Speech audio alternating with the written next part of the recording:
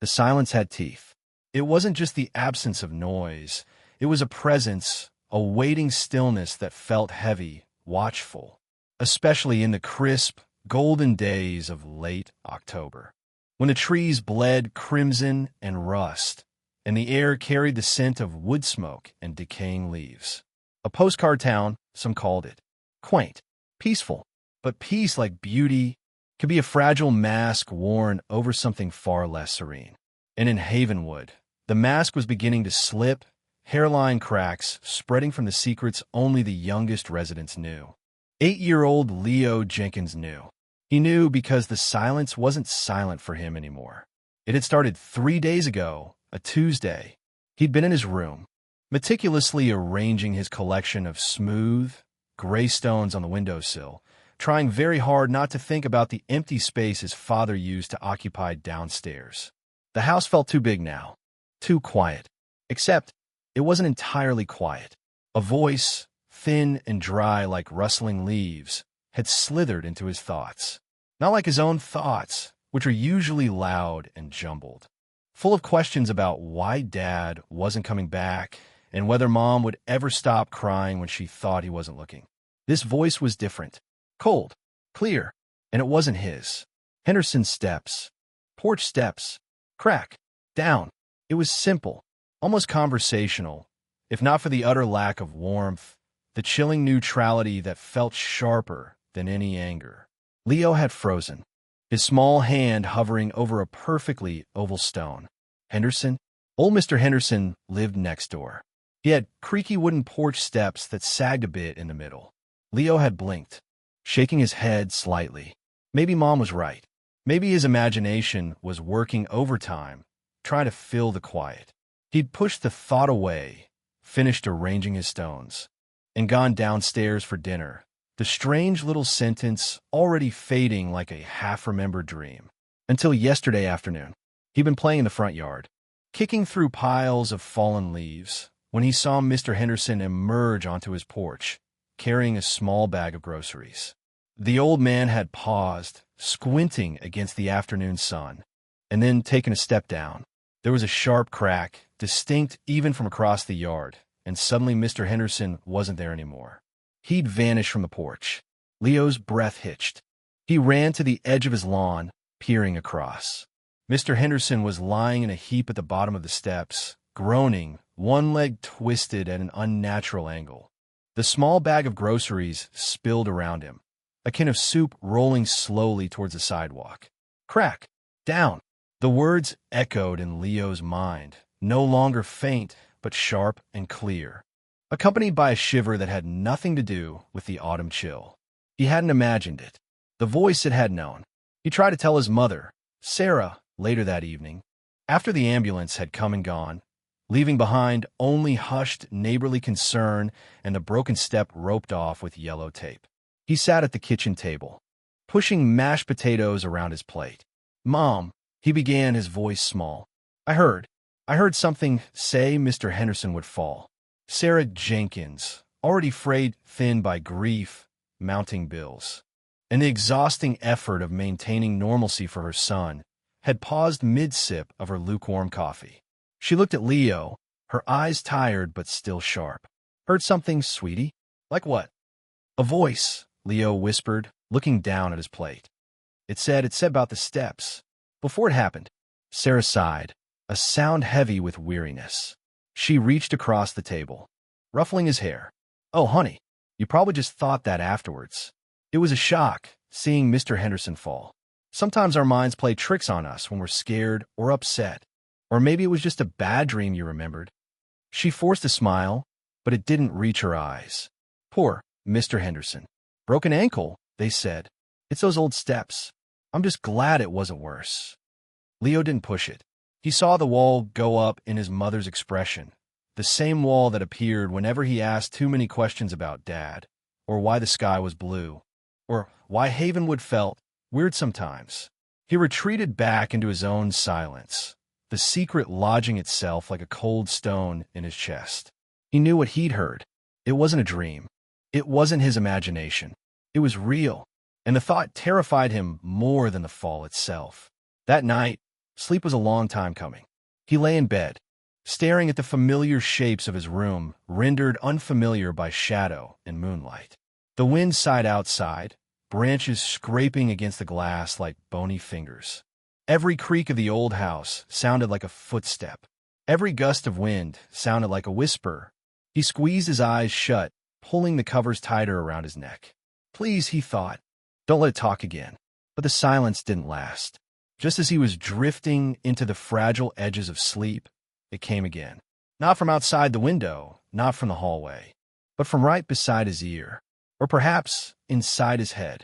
Colder this time, sharper, less like rustling leaves and more like shattering ice. Lights out. Willow Street. Friday. Dark. Leo's eyes snapped open, his heart pounding against his ribs like a trapped bird. Willow Street. That was their street. His Friday? His breath came in short, sharp gasps. It wasn't about an old man's fall this time. It was about their street, his home, going dark. The voice offered no explanation, no context, just the cold, stark prediction. And beneath the words, Leo sensed something else this time. A faint trace of amusement, a cold, detached interest in the outcome. He pulled the covers over his head, pressing his hands over his ears, but it did no good.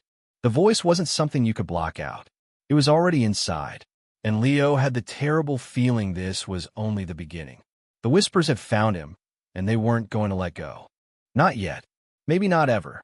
The silence that followed the whisper about Willow Street was worse, somehow, than the sound itself. It left a ringing emptiness in Leo's ears, a hollow space where the cold, sharp words had been. Lights out. Willow Street. Friday. Dark. He lay rigid in his bed, the comforting weight of his duvet suddenly feeling suffocating, trapping him with the echo of the voice.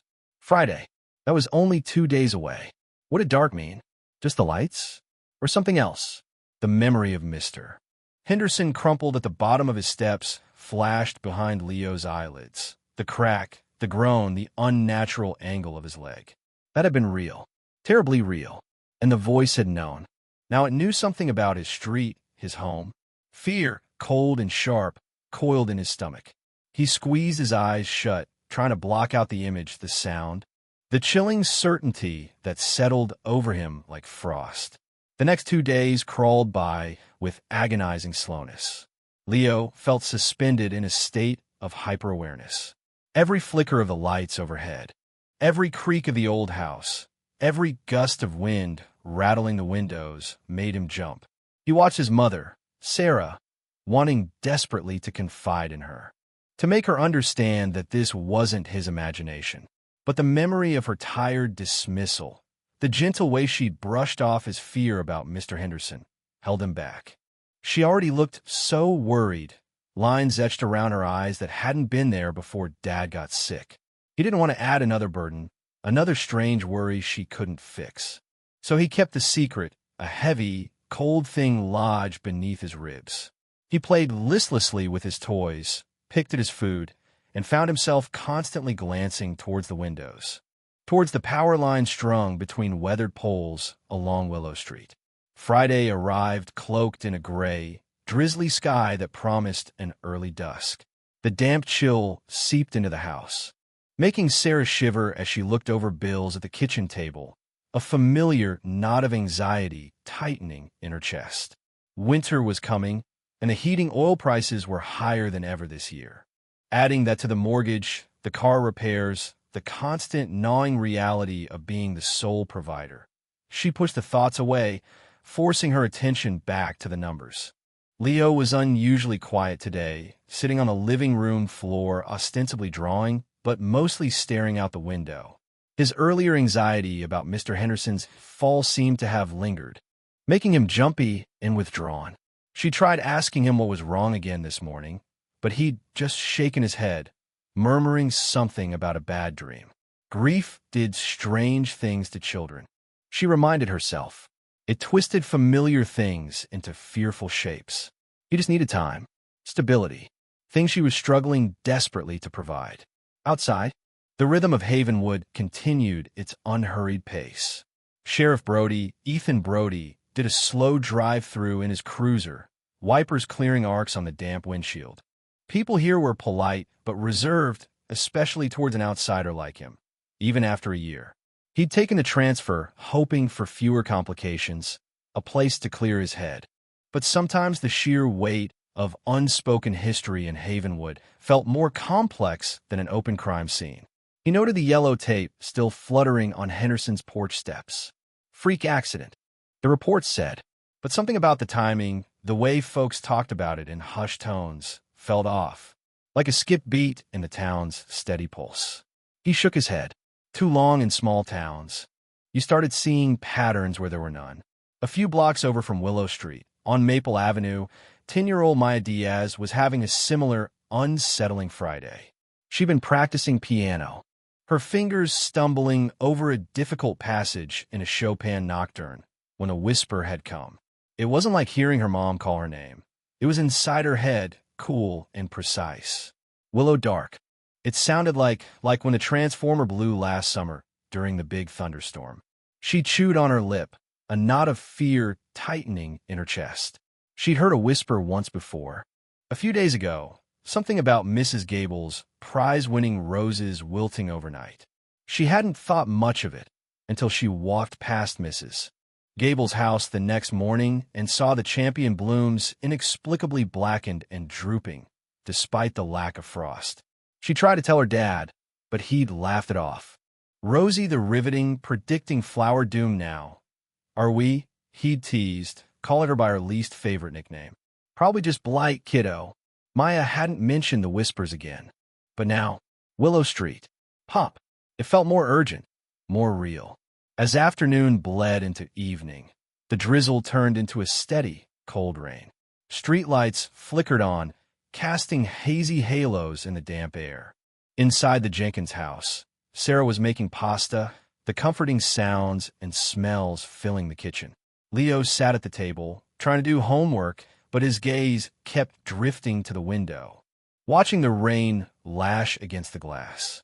His stomach felt tight. The whisper hadn't specified a time, just Friday. Dark. Darkness was falling now. Suddenly, with a loud pop that echoed eerily down the street, the lights in the kitchen blinked, sputtered, and died. The refrigerator hummed into silence. Outside, the comforting glow of the street lights vanished, plunging Willow Street into an abrupt, deep blackness, punctuated only by the headlights of the occasional passing car reflecting on wet pavement. "Damn it," Sarah muttered, reaching instinctively for the drawer where she kept the emergency candles and matches. Must be the storm. Hope it's not the transformer again. That took forever to fix last time. She struck a match, its flare momentarily illuminating her face, tight with annoyance. See, Leo? Just the power. Happens all the time in these old towns. But Leo wasn't listening. He was frozen, staring out the window into the oppressive darkness. Lights out. Willow Street. Friday. Dark. It had happened. Exactly as the voice had said. The pop Maya had heard. The sparks she'd envisioned. It was real. The cold certainty washed over him again, colder this time, because now he knew, without a shadow of a doubt, that the whispers weren't dreams or tricks of the mind. They were warnings. Or maybe they were promises. He looked at his mother moving calmly in the flickering candlelight, finding flashlights, checking her phone for outage reports, her rational explanations a thin shield against the terrifying truth he now held. He couldn't tell her. How could he explain this cold, knowing voice inside his head? He wasn't the only child on Willow Street, sitting in the sudden darkness, heart pounding. Across the way, through the rain-streaked window, he thought he saw the flicker of a flashlight in Chloe's house. Had she heard it too? How many of them were there? How many children in Havenwood were now listening to the silence, waiting for the next whisper? The power remained out for nearly 2 hours, long enough for the novelty to wear off, replaced by the inconvenience of cold food and the boredom of waiting. When the lights finally flickered back on, bathing Willow Street in its familiar, watery glow, there was a collective sigh of relief from the houses. Sarah, checking the circuit breakers, mumbled about the joys of aging infrastructure. But for Leo, The return of electricity brought no comfort. It only solidified the fear. The whispers were accurate. They were powerful. And as he lay in bed later that night, the house once again filled with its usual nighttime sounds, he found himself straining to hear, listening past the wind, past the creaks, into the silence. Waiting, dreading, and then, faintly like the first snowflake melting on warm skin, barely there, but undeniably present, it began. A new thread of sound, colder, sharper, weaving itself into the quiet corners of his mind. This one wasn't about porch steps or power outages. It felt heavier, darker.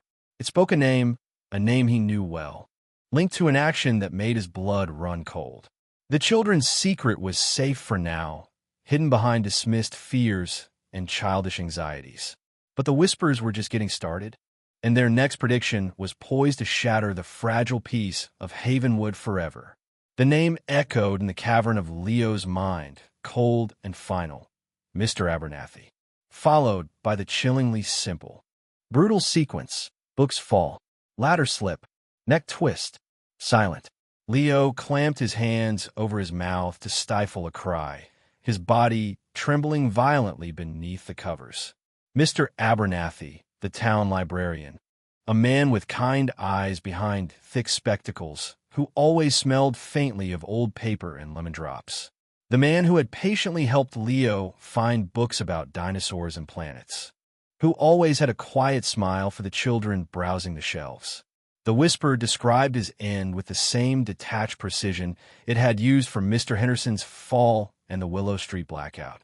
But this was different. This was death, violent and specific. Neck twist, silent. The image, stark and horrifying, burned itself into Leo's thoughts. He felt sick, a cold dread pooling in his gut, heavier and more suffocating than any fear he'd known before. What could he do? Run to the library? Warn Mr. Abernathy? The thought felt absurd, impossible. What would he even say? A voice in my head told me, "You're going to die." They'd think he was crazy. His mom hadn't believed him about Mr. Henderson. No adult would believe this. He was trapped, a helpless observer burdened with terrible foresight. The whisper offered no timeline this time. No specific day like Friday, just the inevitable sequence of events, leaving Leo suspended in a constant state of anxious anticipation. Sleep offered no escape, populated by towering bookshelves that threatened to topple, by the imagined sound of a sickening crack, by the sight of Mr. Abernathy's kind eyes wide with surprise, and then nothing. He woke exhausted, pale, and jumpy. Sarah noticed immediately. The usual post-power outage relief was absent in him. Instead, he seemed consumed by a deeper anxiety. He barely touched his breakfast, his eyes darting nervously around the room. When she mentioned needing to return some overdue library books later, Leo flinched visibly, dropping his spoon with a clatter. "No." The word burst out, sharp and panicked. He shrank back as Sarah looked at him, startled. He mumbled, looking down at his lap. "Can't we just put them in the drop box? We don't need to go inside." Sarah frowned, concern overriding her initial surprise. "Leo, what's wrong? Are you still spooked about the blackout? Mr. Abernathy will be there. Maybe he has a new book about space for you." At the mention of the librarian's name, Leo's face went even paler. He shook his head vehemently, tears welling in his eyes. "I don't want to go. Please, Mom, don't go." His desperation was raw, palpable. Sarah knelt beside his chair, putting her hands on his small shoulders. "Honey, talk to me. What are you so afraid of?" But Leo couldn't articulate it. The words felt lodged in his throat, tangled with the terrifying images the whisper had planted. He just shook his head again, burying his face in his hands, shoulders shaking. Sarah held him, perplexed and increasingly worried. This was more than residual fear from a blackout or lingering grief. This felt like raw terror. She decided to forego the library trip for now, the sight of her son's distress overriding the need to return the books on time. The call came 2 days later, on a blustery Monday morning. It was Martha Gable, Havenwood's notorious gossip, but also a member of Sarah's informal knitting circle. Her voice unusually subdued, lacking its typical cheerful cadence. "Sarah, dear, have you heard? Terrible news. Just terrible." Sarah's heart gave a painful lurch. "Heard what, Martha? What's happened?" There was a pause, filled only by the sound of the wind whistling past the window. "It's poor Mr. Abernathy. At the library." Sarah gripped the phone tighter, a cold premonition washing over her as she glanced towards Leo, who was sitting rigidly on the sofa, staring blankly at the television screen. "What about him, Martha?" Martha's voice dropped to a near whisper. "He had an accident this morning before opening. Apparently, he was up on one of those tall, rolling ladders, reaching for something on the top shelf in the archives, and it slipped.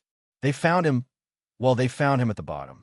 The ladder, books everywhere. They think he broke his neck. Books fall. Ladder slip. Neck twist. Silent." The whisper Leo hadn't spoken echoed in Sarah's mind with deafening clarity. She felt the blood drain from her face. Her hand flew to her mouth, stifling a gasp. She looked at Leo again. He hadn't turned, hadn't reacted to her side of the conversation, but his small body was ramrod straight, his knuckles white where he gripped the edge of the sofa cushion. He knew. Somehow, impossibly, he had known this was coming. The library, the ladder, the fall. "Mr. Abernathy. Sarah, are you still there?" Martha's voice crackled with concern. "Yes," Sarah managed, her voice weak. "Yes, Martha. That's awful. Just awful." She made mumbled excuses, ending the call quickly, her hand trembling as she replaced the receiver. She sank onto the chair opposite Leo, her mind reeling. Coincidence? Mr. Henderson's fall, easily explained by rotten wood. The blackout, attributable to aging infrastructure and weather. But this? Mr. Abernathy's specific, fatal accident inside the library. The very place Leo had developed a sudden, inexplicable terror of? It couldn't be. It just couldn't. But the memory of Leo's pale face, his panicked plea not to go near the library, the chillingly accurate sequence of events the Whisper had allegedly described, it all coalesced into a horrifying certainty. Her dismissal, her rationalizations, crumbled. The fear she saw in Leo's eyes wasn't imagination. It wasn't grief playing tricks. It was real. Her son was hearing voices that predicted death, and they were coming true. The realization hit her with physical force, stealing her breath, leaving her cold and shaking in the quiet living room. She looked at her son, truly looked at him, seeing not just a grieving child, but someone burdened by a terrifying, impossible secret. Word of Mr. Abernathy's death spread through Havenwood like wildfire, casting a pall over the already gloomy day. It was tragic, people said. A freak accident. Such a kind man. Always careful. But beneath the communal shock and sympathy, other whispers began to surface. Quieter, more hesitant. Maya Diaz's father remembered her strange comment about the library feeling tippy just the day before, which he dismissed as nonsense. Another parent recalled her son having a sudden nightmare about falling books and refusing to attend story time last week.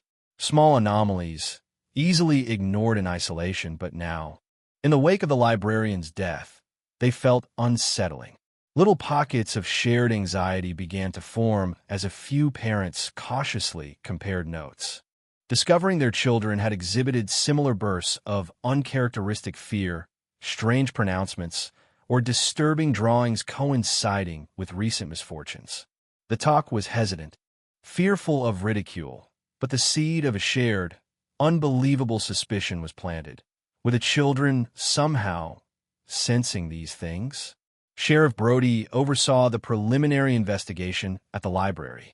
Everything pointed toward a tragic accident. The rolling ladder, notoriously cumbersome. A stack of heavy archival volumes dislodged from the top shelf. No signs of forced entry. No indication of foul play. Yet, as he stood amidst the scattered books and the quiet finality of the scene, Brody felt that familiar sense of unease return, stronger this time. Havenwood seemed prone to freak accidents lately. First Henderson's fall, now Abernathy. He made notes, interviewed the library assistant who found the body, dutifully recording the details. It was straightforward, textbook. But later, reviewing his notes back at the station, he paused. Henderson, Abernathy, both victims of seemingly random misfortune. Both events preceded. He now recalled vaguely from town chatter he'd initially dismissed by odd behavior or comments from local children. Young Leo Jenkins' apparent fear before Henderson fell. And hadn't someone mentioned Abernathy's name coming up fearfully with another kid recently? It was thin, circumstantial, ridiculous, even. Children had active imaginations. Small towns thrived on gossip and coincidence.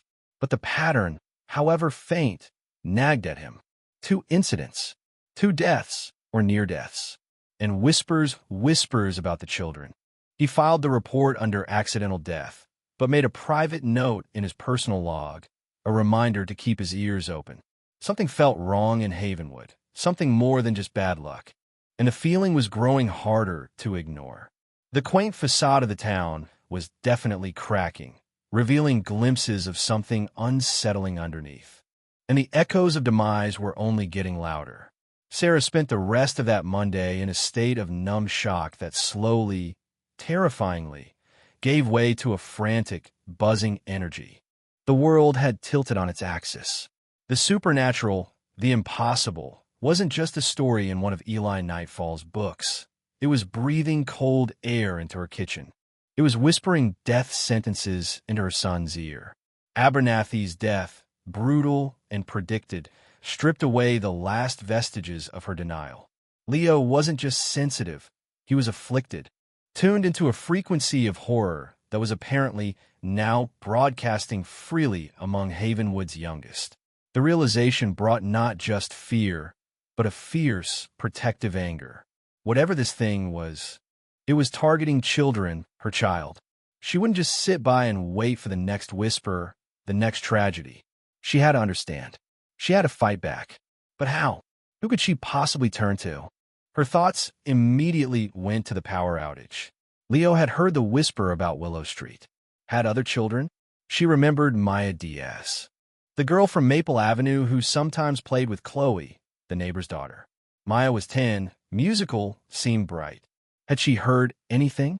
Had her parents noticed anything strange? It was a long shot, based on nothing more than proximity and age, but it was a starting point, a desperate grasp for connection in this isolating nightmare. Gathering her courage, Sarah found the Diaz number in the school directory. Her hand trembled slightly as she dialed. Mrs. Diaz, Elena, answered on the 3rd ring, her voice warm but cautious. Sarah identified herself, mumbling something about checking in after the upsetting news about Mr. Abernathy. Elena readily agreed. It was shocking, a terrible accident. Then, taking a deep breath, Sarah steered the conversation carefully. It's just, Elena, has Maya seemed off lately? Anxious? Maybe saying strange things? There was a distinct pause on the other end. Off, Elena repeated, the warmth cooling slightly. What do you mean, Sarah? She sat about Mr. Abernathy. Of course, they all liked him. What? Sarah hesitated, feeling foolish, exposed. It's probably nothing. It's just Leo. He's been having nightmares, saying odd things. He was very scared before Mr. Abernathy's accident. Almost like he knew something bad was going to happen at the library. She held her breath, bracing for dismissal, for the suggestion she was projecting her own grief. Instead, the silence stretched, thick with unspoken tension. Then Elena's voice came back, lower, laced with uncertainty. It's funny you should say that. Maya, she didn't want to go near the library last week either. Said felt tippy. And the day before the blackout on your street. She said something about Willow Dark and Sparks. We laughed it off. Her father teased her. Another pause. And she mentioned Mrs. Gable's prize roses dying the day before it happened. Said she heard it. The admission hung in the air between them, heavy and unbelievable. Sarah felt a dizzying mix of terror and vindication. She wasn't alone. Leo heard about the blackout too. Sarah whispered into the phone. And Mr. Henderson's fall. Elena gasped audibly. Mr. Henderson? Maya didn't say anything about him, but, oh God, Sarah, what's going on? The polite neighborly chat dissolved, replaced by a raw, shared fear. They spoke for another 10 minutes, voices hushed, comparing notes, confirming dates. The coincidences piling up into an undeniable, terrifying pattern. They agreed to talk more, perhaps get together, away from the children's ears. When Sarah hung up, her heart was pounding, but a sliver of desperate hope mingled with the dread. She wasn't alone. There were others. The phenomenon wasn't confined to Leo and Maya. Across town, 9-year-old Tommy Miller, a boisterous boy known for his love of baseball and his golden retriever, Rusty, suddenly grew quiet and withdrawn. He started refusing to let Rusty play outside, insisting the dog stay in his room. When his parents, Frank and Debbie Miller, pressed him, Tommy burst into tears, inconsolable. Finally, choked with sobs, he confessed he'd heard a voice, a scratchy, mean voice, telling him Rusty would get sick. Not just sick, but specifically that he would stop eating, his fur would get dull, and he would have trouble breathing, starting when the maple tree drops its last red leaf. The Millers were practical people, not prone to flights of fancy. They attributed Tommy's outburst to an overactive imagination, maybe something he saw on TV. They reassured him Rusty was fine, a perfectly healthy dog. But Tommy remained inconsolable, hovering anxiously over Rusty, scrutinizing his food bowl, stroking his fur constantly. Debbie felt a pang of unease, recalling Tommy's sudden, inexplicable fear of thunderstorms last month. Right before that freak lightning strike hit the old oak tree down the street. She pushed the thought away. Coincidence. Sheriff Brody decided to make a quiet visit to the Jenkins house that afternoon. Officially, it was a community welfare check, offering condolences regarding Abernathy, ensuring the single mother and her son were coping after the recent unsettling events. Unofficially, he wanted to gauge the atmosphere, to see young Leo Jenkins for himself. Sarah let him in, her expression guarded, polite but wary. Leo sat huddled on the sofa, clutching a worn stuffed dinosaur, barely acknowledging the sheriff's presence. Brody kept his tone gentle, asking Sarah about the power outage, about how Leo was handling the news about the librarian. He's sensitive, Sarah said carefully, choosing her words. Losing his father last year, events like Mr. Henderson's fall, and now poor Mr. Abernathy, it upsets him deeply. He worries.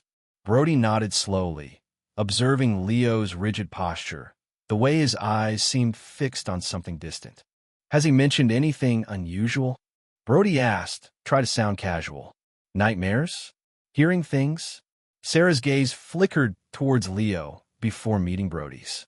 He has nightmares, Sheriff, she said, her voice steady but with an undercurrent he couldn't quite decipher. Grief to strange things. We're managing. Brody didn't push. He could feel the defensive wall Sarah had erected. There was fear here, yes, but something else too, a protective secrecy. He offered his card, told her to call if she needed anything at all, and left. The feeling of wrongness in Havenwood settling deeper in his gut. The Jenkins boy looked terrified, not just sad. And his mother, she knew more than she was letting on. 2 days later, the last crimson leaf on the Miller's big maple tree finally spiraled to the ground in a gust of wind. That evening, Rusty refused his dinner. By the next morning, his usually glossy golden coat looked dull, lifeless. And by afternoon, Debbie Miller heard it, a faint, worrying wheeze in Rusty's breathing. She stared at her son, Tommy, who was sitting silently beside the dog's basket, his face pale, his eyes filled with a terrible, knowing sadness. The whisper had been right again. Panic, cold and sharp, gripped Debbie's heart. This wasn't imagination. This wasn't coincidence. Something horrible was happening to Havenwood's children, and now it had reached her doorstep. The echoes of demise were growing louder, closer, and far more personal. Debbie Miller didn't sleep that night. She sat by Rusty's basket, listening to the dog's shallow, wheezing breaths, her hand resting on his dulling fur. Every so often, Rusty would lick her hand weakly, his tail giving a barely perceptible thump against the floor. Tommy slept fitfully on the rug beside the basket, refusing to go to his own bed. Frank, her husband, paced the downstairs floor, torn between frustration at what he still desperately wanted to believe was a veterinary anomaly and the undeniable fear reflected in his wife's and son's eyes. The vet had been baffled. Blood work was inconclusive, no obvious signs of infection or poisoning. Sometimes these things just happen, especially with older dogs, he'd said sympathetically, but his professional uncertainty offered no comfort against the chillingly specific prediction Tommy had relayed. Stop eating. For dull. Trouble breathing. It had all happened. Right on schedule with a falling leaf. By morning, with Rusty showing no improvement, Debbie's practicality crumbled entirely, replaced by raw fear. She remembered Sarah Jenkins mentioning Leo's strange anxieties during a brief chat at the grocery store last week. It had seemed odd then, but now she found Sarah's number. Sarah? It's Debbie Miller. Her voice was tight, strained. I need to talk to you. About Tommy. About things the kids might be hearing. Sarah's immediate, understanding silence was more telling than any words could have been. Meet me, Sarah said, her voice low and urgent. Donovan's Cafe. Half an hour. Can you get away? Debbie agreed instantly. The relief of potentially sharing this burden overwhelming her hesitation. She called Elena Diaz too, remembering Sarah mentioning her name. Elena's reaction was identical, a sharp intake of breath, followed by an immediate agreement to meet. The three women huddled in a back booth at Donovan's. The cheerful clatter of coffee cups and morning chatter around them feeling jarringly discordant with the hushed, terrified conversation they were having. Debbie recounted Tommy's prediction about Rusty, the chilling accuracy, Frank's disbelief giving way to dawning horror. Elena shared more about Maya, how she'd started humming tuneless, unsettling melodies she claimed the inside voice taught her, how she'd drawn pictures filled with dark, swirling shapes and stick figures lying on the ground. Sarah spoke of Leo's withdrawal, his paralyzing fear of the library preceding Abernathy's death, his initial whisper about Mr. Henderson. Story after story tumbled out, painting a horrifying mosaic. Children under 12, scattered across Havenwood, were receiving cryptic, often malevolent, whispered predictions. Power outages, accidents, pets falling ill, even deaths. The whispers were always specific, always accurate, and always delivered with a chilling lack of emotion, or worse, a hint of cold amusement. They discovered at least 6 families they knew whose children were exhibiting similar signs. Sudden anxieties, strange pronouncements, nightmares that mirrored real-world events. The problem was far more widespread than they had initially feared. What is this? Elena whispered, twisting a paper napkin in her hands. Is it something in the water? Some kind of mass hysteria? Hysteria doesn't make dogs sick on cue or predict fatal accidents down to the detail, Sarah countered grimly, her gaze sweeping the cafe nervously, as if the source of their terror might be sitting at the next table. This is something else, something deliberate. It's targeting them. But why the children? Debbie asked, tears welling in her eyes as she thought of Tommy's pale face. Why only them? No one had an answer. They spoke of Sheriff Brody, wondering if they should go to him collectively. But the fear of not being believed, of being dismissed as hysterical mothers, held them back. What proof did they have, beyond anecdotal stories and chilling coincidences? Brody seemed like a good man, but he was still an outsider, a man of logic and evidence. This defied logic. Meanwhile, Sheriff Brody couldn't shake the Havenwood unease. Acting on a hunch, he spent the afternoon delving into the town's digitized archives, searching for patterns in old incident reports. He looked for spikes in accidental deaths, unexplained illnesses, particularly involving children going back decades. The records were patchy, especially the older ones, but he found scattered mentions. A cluster of childhood fevers with unusually high mortality in the 1920s, attributed vaguely to poor sanitation near the old textile mill. A series of freak accidents, falls, drownings, hunting mishaps in the late 1950s, mostly dismissed as bad luck. Whispers in council meeting minutes from the 70s about local anxieties concerning the abandoned mill property. Quickly shut down by established families, often centered loosely around periods of hardship or proximity to the decaying mill that loomed on the town's edge, its smokestack a jagged finger pointing at the sky. He felt like he was grasping at smoke, yet the conviction grew.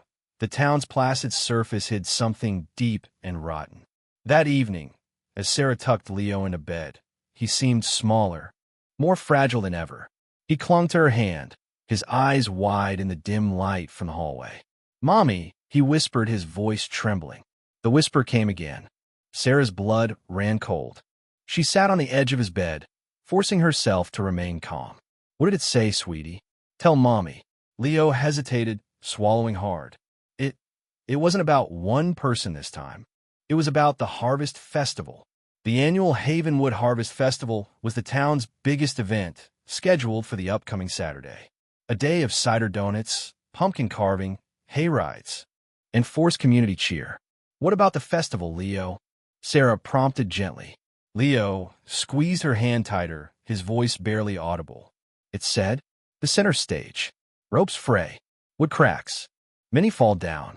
And then it laughed, Mommy. It sounded happy, a cold laugh echoing in her son's mind after predicting a potential catastrophe at a public event filled with families. With children, the malice was undeniable now. This wasn't just prediction, it was anticipation. The entity wasn't just observing, it was enjoying the prospect of suffering. Sarah felt a wave of nausea. The stakes had just been raised terrifyingly high. It was no longer just isolated incidents or pets. It was a public gathering, a potential disaster. And the whisper had sounded pleased. The children's secret was becoming Havenwood's ticking time bomb. The echo of that cold, happy laughter seemed to linger in the dimly lit hallway long after Leo finally drifted into an uneasy sleep. Sarah sat on the edge of his bed, motionless, the chill seeping deep into her bones. The center stage. Ropes fray. Wood cracks. Many fall down. And then, laughter. It wasn't just predicting disaster anymore. It was relishing it. The entity, whatever it was, wasn't a neutral observer or a passive echo of tragedy. It was malevolent. It wanted this to happen. The realization shifted her fear into something sharper, colder, a grim determination mixed with profound terror. This wasn't just about protecting Leo anymore. It was about preventing a potential catastrophe that could harm dozens of people, dozens of children at the heart of their community. She didn't wait until morning. As soon as she was sure Leo was deeply asleep, she crept downstairs, phone in hand, and called Elena Diaz first. Then Debbie Miller. Her whispered urgency conveyed the gravity immediately. Leo heard another one. She breathed into the phone, keeping her voice low despite the late hour. "It's about the Harvest Festival, the main stage." She relayed the horrifying prediction, including the detail that chilled her most, the laughter. There were sharp intakes of breath on the other end, followed by stunned silence, then a barrage of hushed, frantic questions. They agreed to meet before dawn, before their families woke. Back at Donovan's Cafe, which opened obscenely early for the town's farmers and early risers. The cafe was nearly empty when they slipped into the same back booth, the air thick with the smell of strong coffee and unspoken dread. The fluorescent lights felt harsh, exposing the fear etched on their faces. "The stage," Elena whispered, her face pale. "They just finished putting it up yesterday. It's right in the middle of the town green. Everyone gathers there for the announcements, the pie contest, judging. Many fall down," Debbie murmured, clutching her coffee mug as if for warmth, though the cafe was stuffy. It could be dozens of people, children crawling all over it. The image hung heavy between them. "And it laughed," Sarah added, her voice trembling slightly despite her resolve. Leo was very clear about that. It sounded happy. The implication was monstrous. They were dealing with something that actively sought to inflict suffering. For a long moment, they just stared at each other, the sheer enormity of the situation threatening to paralyze them. "We have to warn someone," Elena said finally, breaking the silence. The town council? The festival organizers? And say what? Debbie countered, anxiety tightening her voice. That our kids are hearing deadly whispers from some thing? That it laughed about the stage collapsing? They'll think we're crazy. They'll tell us to get our kids psychiatric help. Maybe Sheriff Brody? Sarah suggested, though doubt clouded her voice. He seemed, I don't know, like he suspected something wasn't right when he came by. But he's still asking for proof. For logic. And we have none, Elena sighed. Just stories our terrified children told us. Stories that sound insane if you haven't lived through seeing them come true. They were caught in an impossible bind. Warning the authorities risked ridicule and dismissal, potentially exposing their children to unwanted scrutiny or even disbelief. Doing nothing felt unthinkable, complicit in the disaster the whisper promised. Okay, Sarah said, leaning forward, her voice low and determined.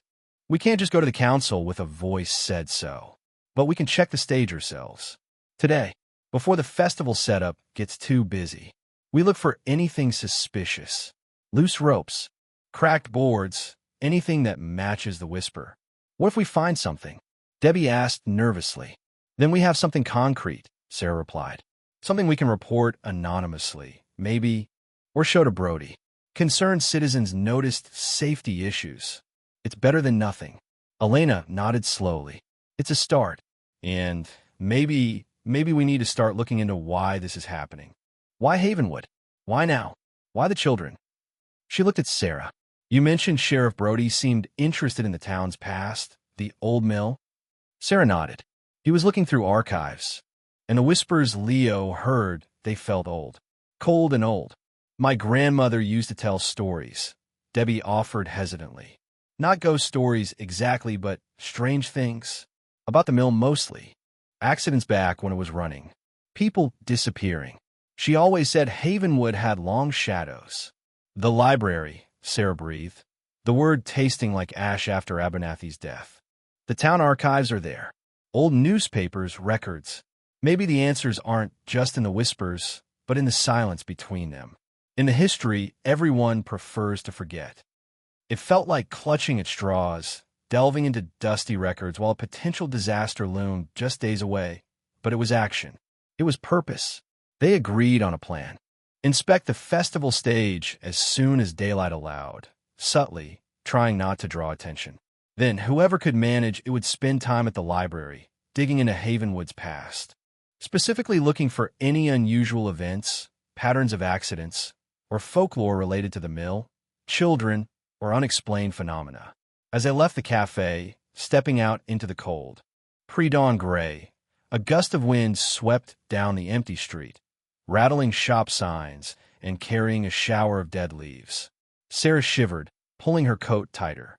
The sound of the wind, usually just a familiar autumn presence, now seemed to carry faint, sibilant echoes, shapes of words just beyond comprehension. Was it just the wind? Or was the entity listening, aware of their fledgling resistance, perhaps even amused by it? The sound of fear wasn't just in the explicit whispers anymore.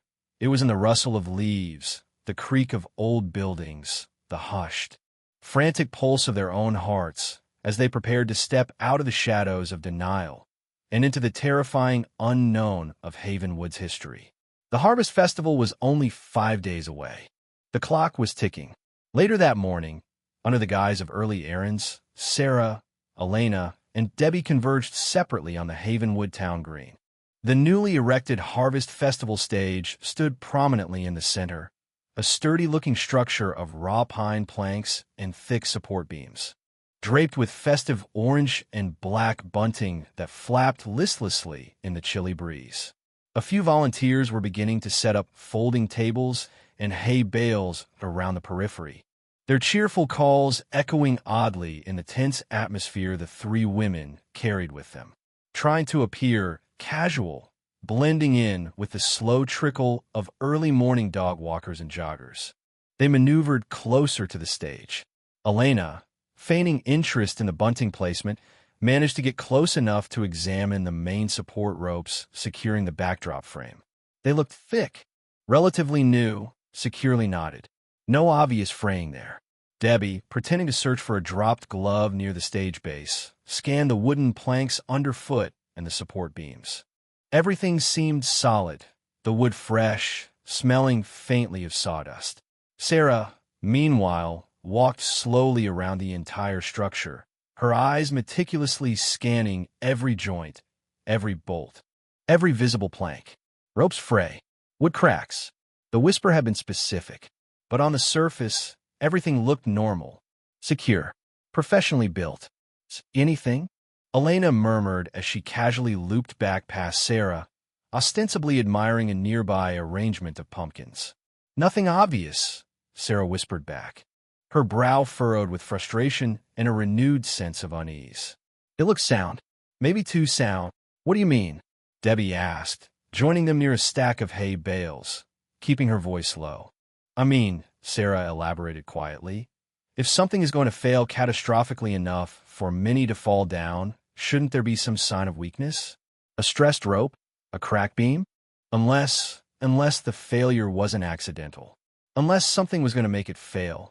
The thought sent a fresh wave of cold dread through her. Were they looking for wear and tear? Or for sabotage? Or worse, was the entity itself capable of affecting the physical structure? The possibility felt insane, but no more insane than whispers predicting death.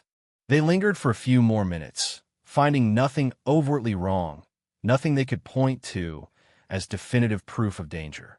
Disheartened, but not deterred, they agreed to stick to the second part of their plan, the library archives. Elena volunteered to go first. Her work schedule was more flexible that day. Sarah would relieve her in the afternoon after arranging for Leo to stay with a trusted neighbor, one whose children were too old to hear the whispers, she noted grimly. Debbie would try to go the next day. Elena found the Havenwood Public Library subdued, a heavy quiet replacing the usual gentle hush. A framed photograph of Mr. Abernathy sat on the checkout counter, adorned with a single white rose. The interim librarian, a nervous young woman named Clara who had been Abernathy's assistant, seemed jumpy and overwhelmed. Elena expressed her condolences, then asked about accessing the town archives. Clara hesitated, explaining that Mr. Abernathy had kept the archives meticulously organized, but she wasn't entirely familiar with his system, especially the older, less cataloged materials stored in the basement. He had the accident down there, Clara added, her voice trembling slightly. Among the oldest records. Be careful. The lighting isn't great, and some of the shelves are. She trailed off, shuddering. Undeterred, Elena descended the narrow wooden steps into the basement archive. It was cooler down here, the air thick with the scent of dust, decaying paper, and something else, an underlying dampness, almost earthy. Rows of tall, metal shelves crammed with document boxes, ledgers, and bound newspaper volumes filled the space, casting long shadows in the dim light provided by a few bare, low-wattage bulbs hanging from the ceiling. Clara hadn't been exaggerating. It felt forgotten, neglected. Elena started methodically, pulling down boxes labeled Town, Council Minutes, Police Reports, and Havenwood Chronicle. Archived. Focusing on the periods Brody had mentioned finding anomalies, the 1920s, the late 1950s, the 1970s. Hours passed. Elena scanned brittle newspaper pages, her eyes straining in the poor light. She found detailed accounts of the 1920s fever, noting the unusually high child mortality rate and vague mentions of contaminated water sources near the textile mill, though no definitive cause was ever established. The 1950s reports detailed the string of accidents. A boy drowning in the mill pond, ruled accidental despite rumors he was a strong swimmer.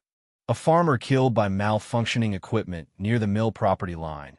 A hunter found dead from a supposed stray shot deep in the woods bordering the mill lands. Again, all officially ruled accidental or undetermined.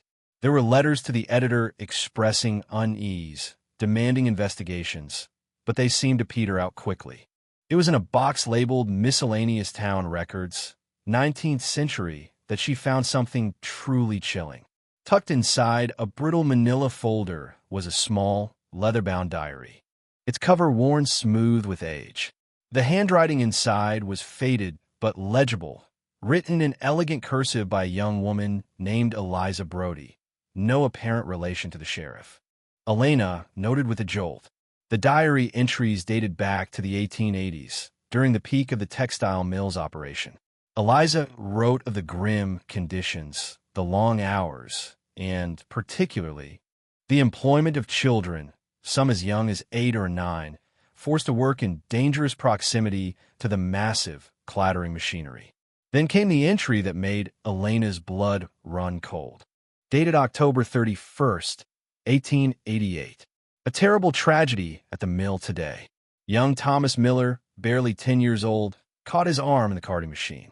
Overseer Finnerty, enraged at the stoppage, tried to pull him free too roughly. The boy screamed, a sound I shall never forget. But Finnerty, folks whisper, cared only for the machine. He silenced the child, permanently. Said it was an accident, that the boy panicked and fell silent from shock. But others working nearby heard.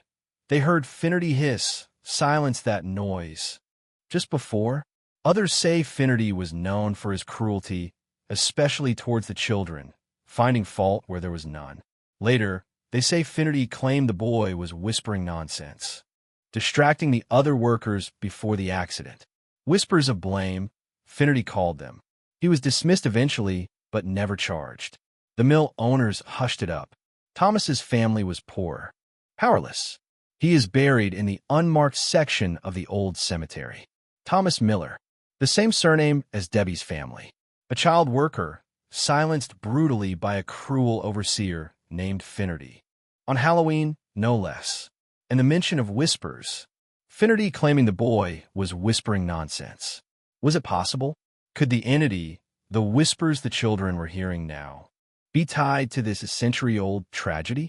Was it the vengeful spirit of Thomas Miller, or something darker associated with the cruelty, the mill itself, or perhaps even Overseer Finnerty?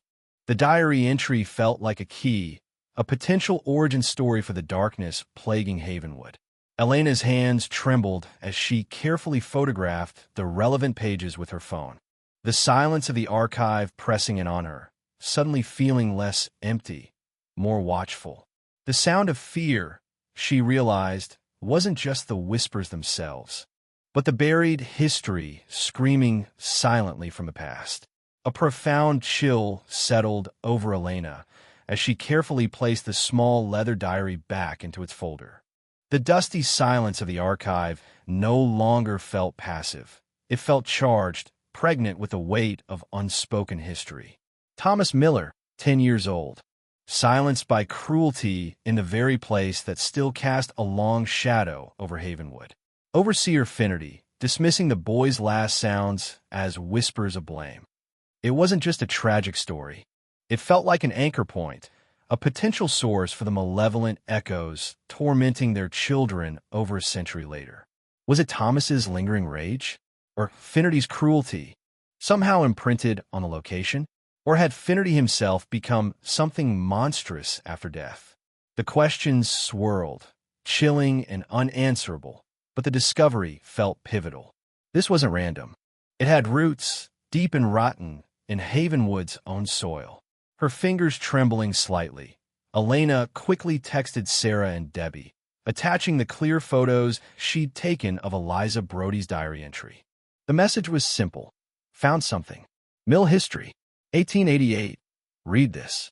The replies came almost instantly. Sarah's was a single, stark word. Finnerty. Debbie's was longer, filled with typos indicative of shaking hands. Oh my God. Miller? Thomas Miller?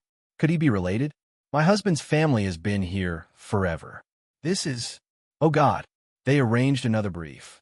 Frantic call later that evening, after children were supposedly asleep and husbands distracted. The discovery dominated the conversation. Debbie felt a horrifying personal connection. While direct lineage tracing back that far without proper records was difficult, the surname connection in a town where families rarely left felt significant, adding another layer of dread. Did we to my family know? she whispered, horrified.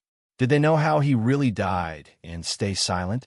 It says the mill owners hushed it up, Sarah reminded her gently, though her own voice was strained. People were probably afraid to speak out against Finnerty or the mill owners. Powerless, like the diary said. But this Finnerty, Elena mused, pacing her kitchen. He sounds like the real monster. Silencing a child, blaming the victim. It fits the cruelty, the malice Leo heard in the laughter.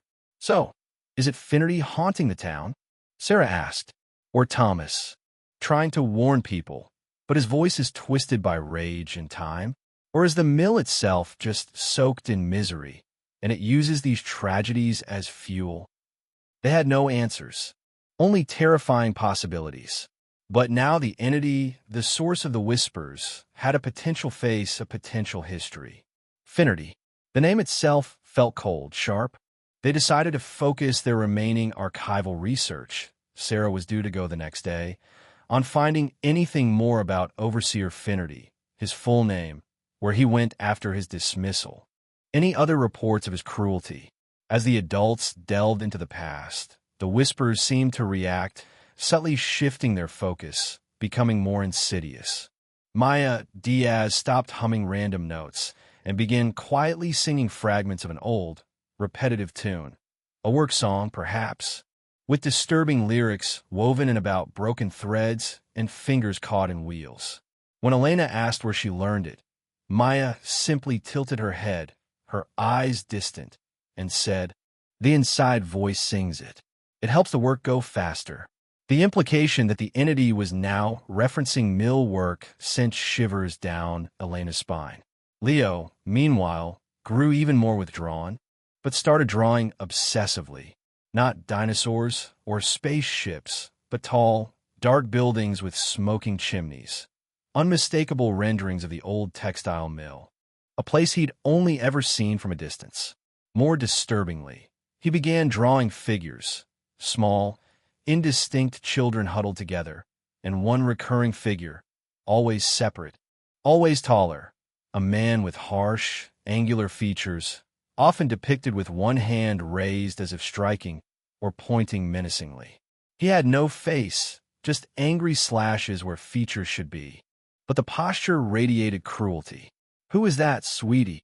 Sarah asked gently one afternoon, pointing to the tall figure in a particularly stark drawing. Leo looked down at the paper, his expression unreadable. "The loud man," he whispered. "He doesn't like the whispers. He makes them stop." The answer confused and terrified Sarah. Was the loud man Finnerty? Was he fighting the whispers? Or was he the source of the silencing? Was he protecting the children or threatening them? Sheriff Brody, unaware of the diary discovery but following his own instincts, hit a small, potentially related snag in his research. He found a brief mention in the Havenwood Chronicle archives from 1889, a year after Thomas Miller's death, reporting that a former mill overseer, one Josiah Finnerty, had been run out of a neighboring town after accusations of undue harshness toward workers at a new factory. There were no specifics, no charges filed, just a vague report hinting at a pattern of behavior. Josiah Finnerty. Brody logged the name, another piece in a puzzle he couldn't yet assemble. He also found sporadic police reports from the last 20 years mentioning calls about strange noises, lights, or trespassing at the abandoned mill property. Most were dismissed, teenagers, copper thieves, animals. But one report from 5 years ago mentioned a group of teens claiming they'd heard angry whispering coming from inside the main building and saw shadows moving in the upper windows. Even though the place was securely boarded up, the responding officer had found nothing, closing the report as likely intoxication/imagination. Still, Brody noted it down. Whispering at the mill.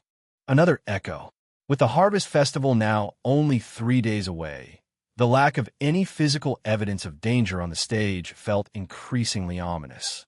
If the structure itself wasn't inherently flawed, then the entity's prediction, ropes fray, wood cracks implied direct, supernatural intervention. The historical context made this feel terrifyingly plausible. The entity, Finnerty? Thomas? Something else born of the mill's darkness?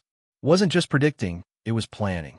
That night, Sarah was jolted awake not by a sound, but by a feeling. A heavy pressure in the room, a sense of being watched. She lay frozen, straining her ears in the darkness. Nothing, just the wind, the settling house. Then, faintly, from Leo's room down the hall, she heard it.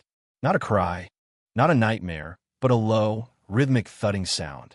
Thump, thump, thump, like a small fist hitting a wall, over and over. Heart pounding, she slipped out of bed and crept down the hallway, pushing Leo's door open a crack. In the dim moonlight filtering through his window, she saw him.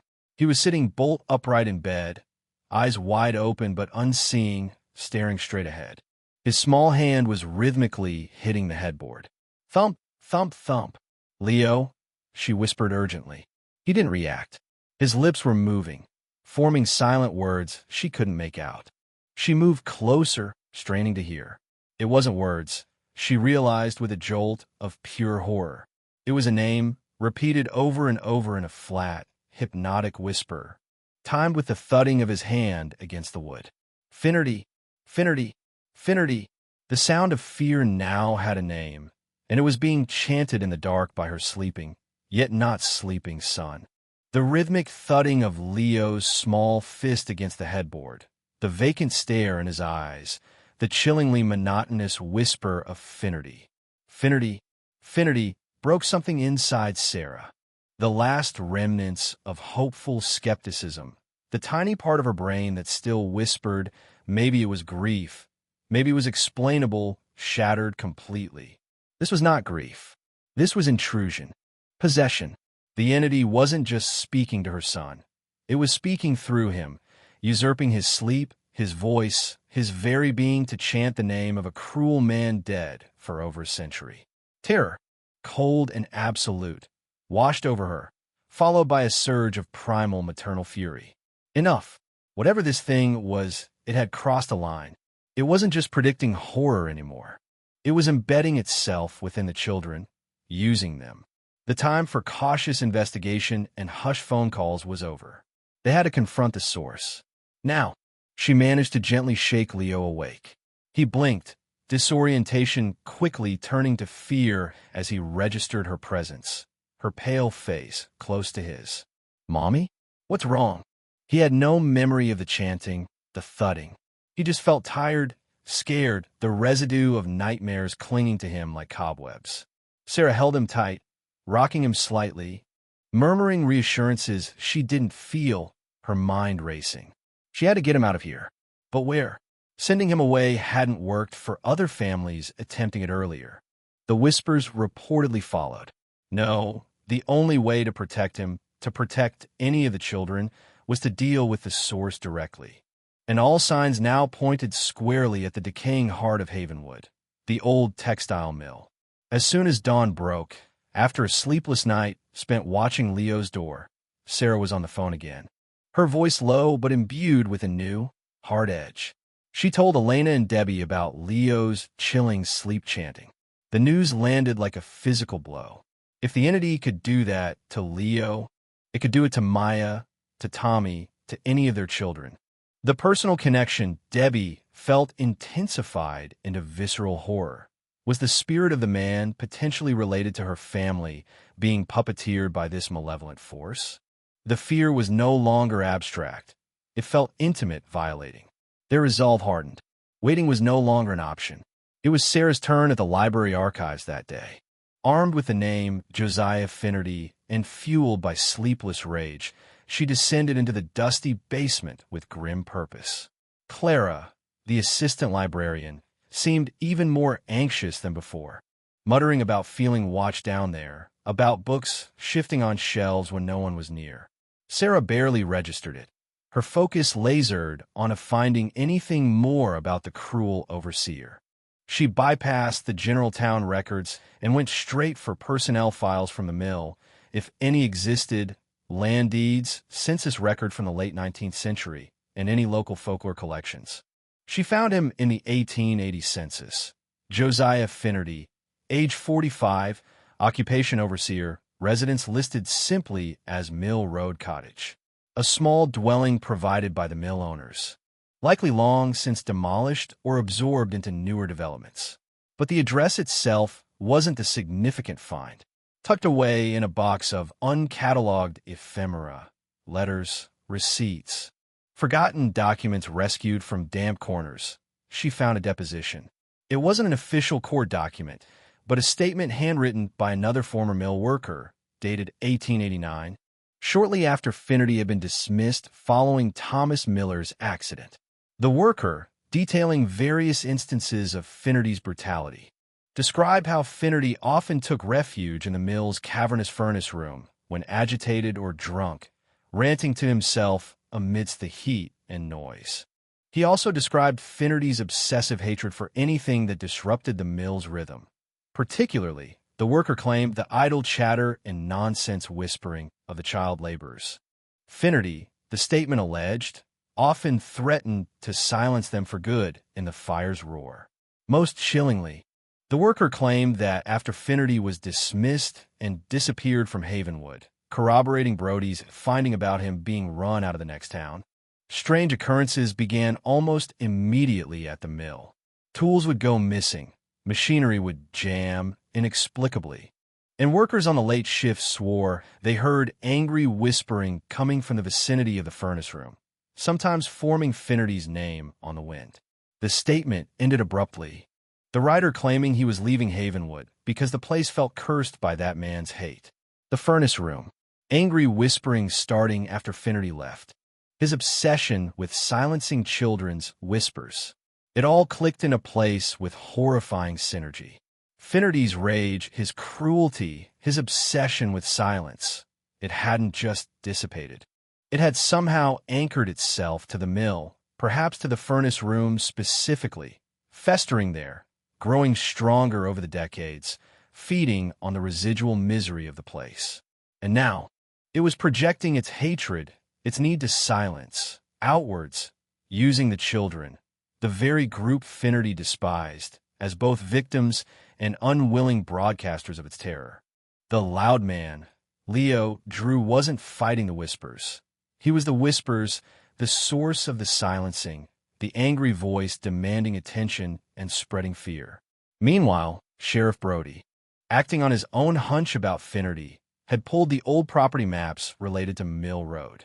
The original Mill Road Cottage location was indeed overlaid by a newer housing development, but it backed directly onto the sprawling, overgrown mill property itself.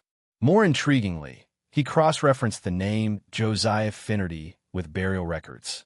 Nothing. Finnerty wasn't buried in Havenwood, nor, as far as records showed, in the neighboring town he'd briefly worked in before vanishing from official accounts. He had simply disappeared after 1889. Brody also managed to track down the retired officer who had taken the report from the teenagers 5 years ago. The old cop scoffed, remembering the kids clearly. Scared spitless, they were, he recalled over the phone. Swore on their mother's graves they heard whispering telling him to get out, telling him secrets about each other. Said it felt cold as death in there, even on a summer night. Found their flashlight smashed near the old furnace access door. Probably dropped it trying to break in. Kids being kids. The mention of the furnace door snagged Brody's attention, aligning disturbingly with the historical context starting to form in his mind. The Harvest Festival was now just 2 days away. The stage on the green looked festive, innocent, yet the prediction, ropes fray, wood cracks, echoed like a death knell in the minds of Sarah, Elena, and Debbie. With the source now seemingly identified, Josiah Finnerty's malevolent presence, anchored to the abandoned mill, specifically the furnace room. The path forward, while terrifying, seemed clear. They couldn't wait for the entity to act on its threat. They couldn't rely on the authorities who would demand proof they couldn't provide until it was too late. They had to go to the mill. They had to confront Finnerty's echo, this loud man, in his lair. The thought was paralyzing, pitting 3 desperate mothers against a century-old spectral rage. But the image of Leo chanting Finnerty's name, the memory of Maya's haunted songs and Tommy's terrified vigil over his sick dog, fueled their resolve. They had to try. The voices were no longer just echoes in the dark. They felt like they were emanating from the very walls of Havenwood's history, converging on the abandoned mill and demanding a confrontation. The decision, once made, settled heavily in the air between them. Go to the mill. Confront the source. It sounded impossibly bold, suicidally reckless, yet utterly necessary. Sarah, Elena, and Debbie met again that evening, this time huddled in the cramped back office of Elena's husband's closed hardware store. The scent of oil and metal a strangely grounding counterpoint to their terrifying discussion. Maps of the mill property, hastily printed from online county records, were spread across a cluttered desk alongside photocopies of Eliza Brody's diary and the mill worker's deposition. "We go tomorrow night," Sarah stated, her voice low but firm, tapping the map, showing the mill's sprawling layout. "The night before the festival. If we can stop Finnerty or whatever this is before Saturday morning, maybe the stage prediction won't come true." "Govin how?" Debbie asked, tracing the thick lines denoting the mill's outer walls. "Brody mentioned it was boarded up tight." "We find a way," Sarah replied grimly. "Windows, cellar access. Maybe that furnace access door the old cop mentioned. Frank keeps a crowbar in the truck. I can borrow it." Elena nodded, adding, "We'll need heavy-duty flashlights, backup batteries. Maybe work gloves." Practicalities grounded them momentarily, a thin shield against the overwhelming fear. The question of involving Sheriff Brody hung unspoken for a moment. Elena finally voiced it. "Do we tell Brody? He's been digging. He found Finnerty's name, the connection to the next town, and he'll tell us we're crazy," Debbie countered immediately. "He'll cite regulations, property laws. Tell us to stay away while he gets a warrant based on what? Ghost stories from 1889 and our kids having nightmares." "But he listened," Sarah argued, remembering the look in his eyes when he'd asked about Leo. "He didn't dismiss it outright. Maybe if we show him the diary, the deposition, tell him about Leo chanting Finnerty's name, maybe he'll see the pattern." She paused, and honestly, I'm terrified, going into that place alone. If something happens, they debated fiercely, caught between the fear of dismissal and the fear of facing the unknown without any official backup. They eventually reached a tense compromise. Sarah would try to speak to Brody tomorrow, carefully. She wouldn't mention the whispers directly as predictions, but would frame it as extreme anxiety in the children linked to local history, showing him the diary and deposition, mentioning the furnace room connection and Leo's sleep chanting. She would emphasize their fear for the festival stage, linking it to the mill's history of accidents rather than a specific whisper. If he dismissed her, they proceeded alone. If he seemed willing to investigate the mill immediately, they might have an unwilling, skeptical ally. It was a gamble. Then came the most difficult question: the children. "Leo can't go," Sarah said fiercely, before the others could even ask. "Absolutely not. It's using him, getting inside his head. Taking him there would be like offering bait." "But Sarah," Elena said gently, "if only the children can truly hear it. If Leo is the one chanting Finnerty's name, maybe he's the only one who can pinpoint the source, or communicate with it, or be controlled by it." Sarah shot back, her voice sharp with fear. "No, we found the history, we found the name, we think we know the location. We go in as mothers protecting our children, not using them as detectors." The resolve in her voice was absolute. Elena and Debbie exchanged worried glances, but didn't push further. The thought of bringing their own children into that decaying, haunted place was equally unthinkable.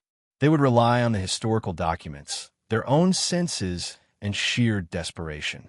They gathered their meager potential weapons, photocopies of the diary and deposition, hoping confronting the entity with its own history might have some effect.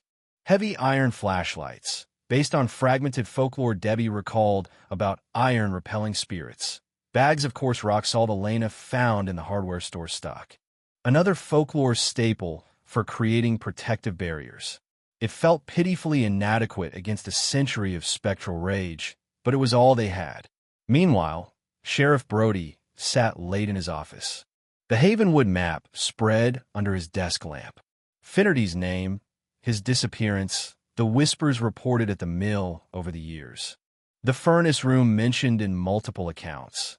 It was coalescing into something deeply unsettling. He still clung to rational explanations, structural instability causing noises, draft patterns creating whisper-like sounds, collective town trauma manifesting as recurring fears. But the specificity, Finnerty, the furnace room, gnawed at him. He pulled up the old blueprints of the mill, obtained from the town planning office archives earlier that day.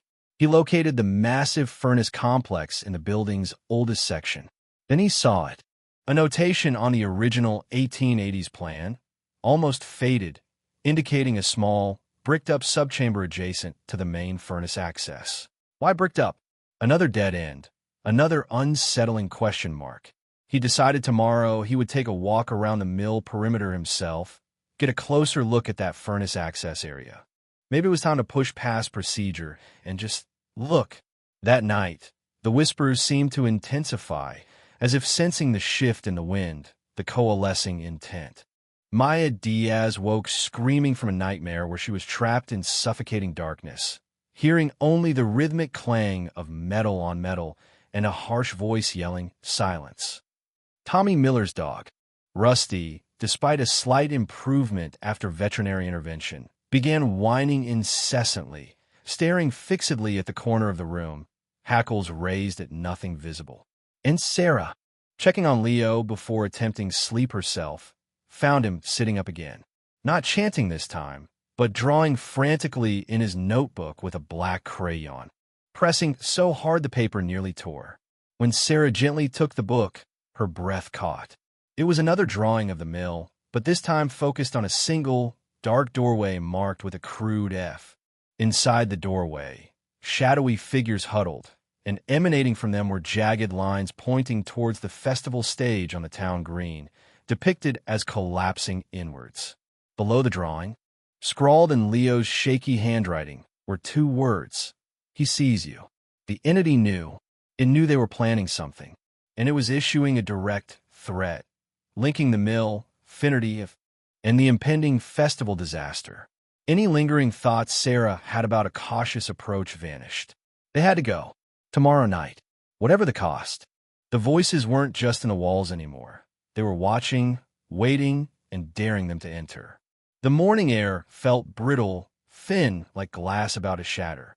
Sarah clutched Leo's disturbing drawing.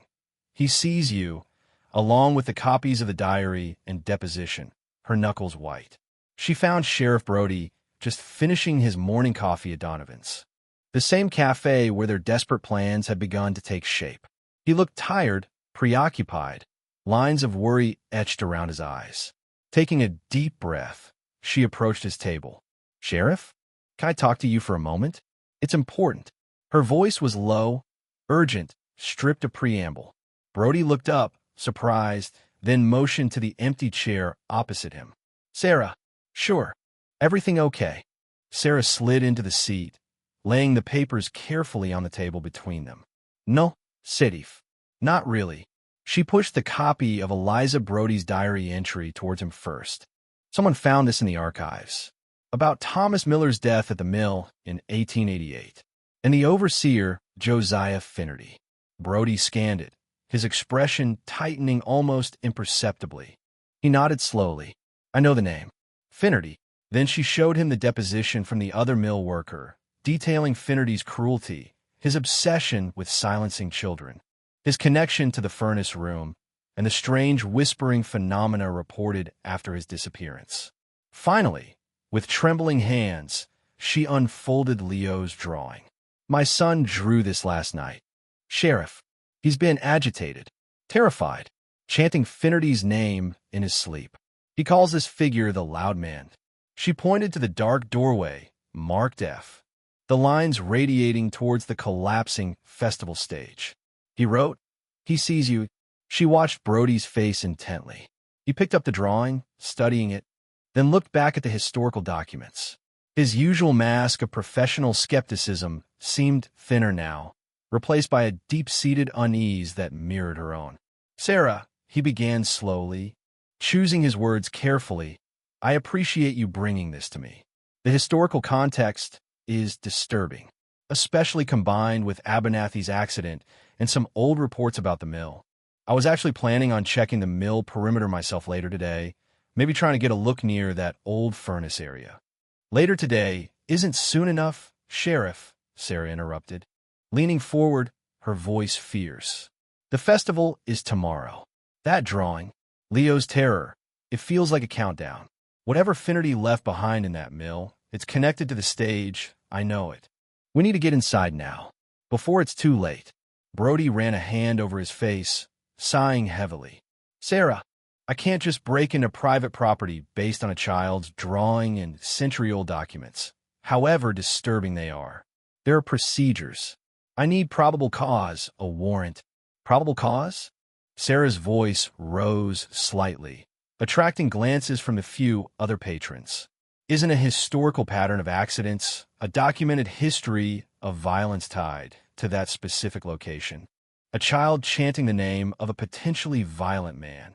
And this warning," she tapped the drawing forcefully, "enough probable cause when the safety of the entire town might be at stake tomorrow?" Brody looked torn.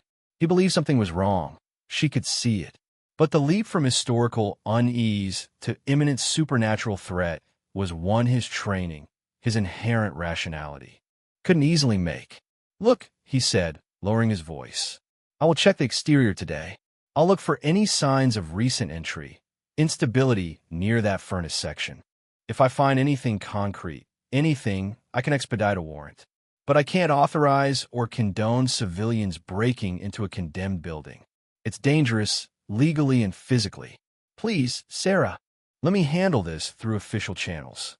His words, meant to reassure, felt like a death sentence for their timeline. Official channels would take too long. Finnerty wouldn't wait for a warrant. Sarah gathered the papers, her face hardening into a mask of cold resolve. "Thank you for your time, Sheriff." She stood up, her eyes meeting his for a brief, intense moment. "I hope you find something quickly." She turned and walked out, leaving Brody staring after her, the disturbing collection of papers lying on the table. The weight of Havenwood's history settling heavily upon him. The gamble had failed. They were on their own. That night, under a sliver of moon obscured by fast-moving clouds, Havenwood felt unnaturally quiet. The usual sounds of a town settling down seemed muted, swallowed by an oppressive anticipation. Sarah, Elena, and Debbie met at the agreed-upon rendezvous point, a darkened, overgrown path bordering the rear of the mill property, furthest from any main roads. They were clad in dark clothing, faces pale in the gloom, carrying their meager arsenal. Sarah hefted the crowbar, its weight cold and alien in her hand. Elena carried a sturdy backpack filled with heavy-duty flashlights, spare batteries, the rock salt, and the historical documents sealed in a plastic bag. Debbie clutched a small collection of old iron railroad spikes she'd found in her husband's garage, their rusted surfaces feeling vaguely protective. They exchanged few words, the shared fear and determination creating a silent understanding. Following the crumbling perimeter fence, they reached the section Brody's blueprints and the old cop's report had indicated contained the furnace access. The mill loomed before them, a monstrous silhouette against the night sky.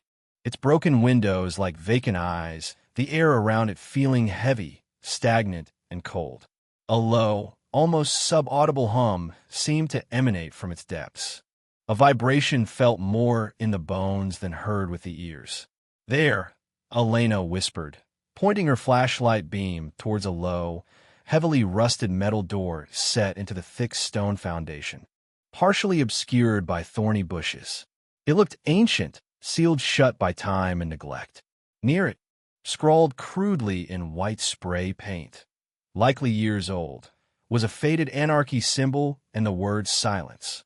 Sarah handed her flashlight to Debbie and gripped the crowbar, jamming the flattened end into the tiny gap between the door and its frame. She put her weight into it, grunting with effort. Rust flaked away, but the door held firm. Elena joined her, adding her strength. The metal groaned in protest, a high-pitched screech that seemed unnaturally loud in the stillness. They strained, muscles trembling, fueled by adrenaline and terror. With a final, violent crack, the rusted hinges partially gave way, the door jarring inwards a few inches with a spray of rust and decayed wood fragments. A wave of foul air rushed out, cold, damp, thick with the smell of mildew, stagnant water, old soot, and something metallic and faintly organic like old blood or decay. It was the smell of long-neglected darkness. Sarah recoiled instinctively, gagging slightly. Elena shone her flashlight beam through the narrow opening. Pitch blackness lay beyond, swallowing the light. "Ready," Sarah whispered, her voice strained. Debbie nodded mutely, gripping her iron spikes. Elena took a deep breath, her hand hovering over the bag of salt. Sarah positioned the crowbar again, took a firmer stance, and threw her entire weight against the weakened door. With a final, tearing groan of tortured metal, it ripped open, swinging inwards into the suffocating darkness. "He sees you." Leo's words echoed in Sarah's mind. Finnerty knew they were coming, and they had just knocked on his door. Steeling themselves, they switched on their main flashlights. The powerful beams cutting into the oppressive black, and stepped across the threshold, leaving the relative safety of the Havenwood night behind them. Plunging into the heart of the mills, and Josiah Finnerty's waiting darkness. The door rasped shut behind them, not fully latching, but enclosing them in the chilling embrace of Havenwood's final hush. The darkness inside the mill was absolute, a thick, tangible presence that swallowed the beams of their powerful flashlights almost immediately beyond their reach. The air, heavy with the stench of decay and cold soot, pressed in on them, muffling sound, making their own harsh breaths and pounding heartbeats seem unnaturally loud. Dust motes, ancient and undisturbed, danced like tiny phantoms in the cones of light. Every drip of water echoing from some unseen pipe sounded like a footstep. Every sigh of wind through broken upper windows sounded like a sibilant whisper just at the edge of hearing. "Stay close." Sarah breathed, her voice tight, gripping the crowbar like a lifeline. "Elena, you remember the layout from the blueprints? Furnace room should be deeper in, past the main loom floor." Elena nodded, her flashlight beam cutting a path through the debris-strewn corridor ahead. Rusted metal, rotting wood, piles of sodden, unidentifiable material littered the floor, making progress slow and treacherous. They moved cautiously, flashlights sweeping nervously across derelict machinery, hulking like sleeping beasts in the gloom. Across walls stained with decades of grime and moisture. A sudden, intense wave of cold washed over them, far colder than the ambient dampness, raising goosebumps on their arms despite their layers. Debbie gasped, clutching her iron spikes. "Did you feel that?" "Yes," Sarah whispered, her beam darting into the oppressive shadows, pooling just beyond their reach. "It knows we're here." As they pushed deeper into the mill's labyrinthine interior, the feeling of being watched intensified. A faint skittering sound echoed from somewhere high above them, like claws on metal. Then, further down the corridor they were heading, a heavy wooden door slammed shut with a deafening bang that reverberated through the vast space, making all three of them jump violently. "Nobody's here," Elena called out, her voice trembling despite her attempt at bravado. "There's no one else here." Her only answer was a low, guttural chuckle that seemed to emanate from the very walls around them, cold and filled with malice. It wasn't exactly Finnerty's voice, more like the idea of his cruelty given sound. "Salt," Sarah hissed, fumbling in Elena's backpack. She grabbed the coarse rock salt and quickly sprinkled a thick line across the corridor behind them. Whether it did anything tangible was impossible to tell, but the ritual act provided a sliver of psychological defense. Their flashlights began to flicker erratically beams weakening and strengthening as if struggling against an unseen interference. Panic flared, cold and sharp. "Batteries are new," Debbie whispered frantically, banging her flashlight against her palm. "It's not the batteries," Sarah said grimly. "It's him. He's trying to scare us, separate us." She forced her beam forward. "Keep moving. Find a furnace room." The whispers started then, no longer indistinct murmurs on the edge of hearing, but clearer now, colder, slithering directly into their minds, just as Leo had described. They weren't coherent sentences, more fragments of rage, frustration, and command. "Get out, mine. Silence the noise. Intruders pay." Interspersed, chillingly, were faint, distorted echoes of their own children's voices, calling their names, whimpering, designed to distract and sow terror. "Don't listen," Elena cried out, shaking her head, pressing her hands momentarily over her ears, though it did no good. "It's not real. It's trying to trick us." They finally stumbled into a vast, cavernous space that could only be the furnace room. Dominating the center was the furnace itself, a monstrous structure of riveted iron, stained black with soot, its massive doors hanging open like a gaping maw. Debris littered the floor, discarded tools, broken bricks, piles of ash, and coal dust. The air here was thickest, coldest, the oppressive weight of the entity's presence almost suffocating. The low hum they'd felt outside was stronger here, a deep, resonant thrum of latent anger. And there, on the far wall, partially hidden behind a pile of collapsed ductwork, was the section of brickwork Brody had seen on the blueprints. It looked different from the surrounding stone foundation, newer bricks, clumsily laid, smeared with mortar. The bricked-up ash pit, the focal point. The cold emanating from it was intense, biting. As their flashlight beams converged on the spot, the phenomena exploded. A deafening clang rang out as a heavy wrench flew off a nearby workbench, smashing against the iron furnace door. Loose bricks rained down from the high ceiling near Debbie, forcing her to scramble back with a cry. The whispers intensified into a cacophony, a vortex of enraged sound swirling around them, dominated by a harsh, grating voice roaring, "Silence! Get out! I will silence you all!" "Finnerty!" Sarah yelled, stepping forward, raising the crowbar defensively. "Josiah Finnerty, we know who you are. We know what you did to Thomas Miller." There was a fraction of a second pause in the auditory assault, replaced by a wave of pure, focused rage that felt like a physical blow. Lies. He was noise. Distraction. He needed silencing. The voice snarled, seeming to come from the bricked-up wall itself. Elena pulled out the photocopy of Eliza Brody's diary entry, her hands shaking so badly she could barely hold the flashlight steady on it. "You silenced a child, Finnerty. You murdered him!" she screamed over the din, trying to read the words. Her voice cracking. Worthless chatter. The ground seemed to vibrate beneath their feet. A section of loose catwalk high above them groaned ominously, showering them with rust and dust, a terrifying echo of the Harvest Festival stage prediction. "The iron!" Sarah yelled to Debbie. Debbie reacted instinctively, hurling one of the heavy railroad spikes with all her might towards the bricked-up section. It struck the wall with a solid thud, embedding itself slightly between two bricks. It was a horrifying, drawn-out screech, like metal tearing, and the psychic pressure lessened fractionally, the swirling whispers momentarily faltering. It worked, or at least, it hurt him. "Again!" Sarah shouted.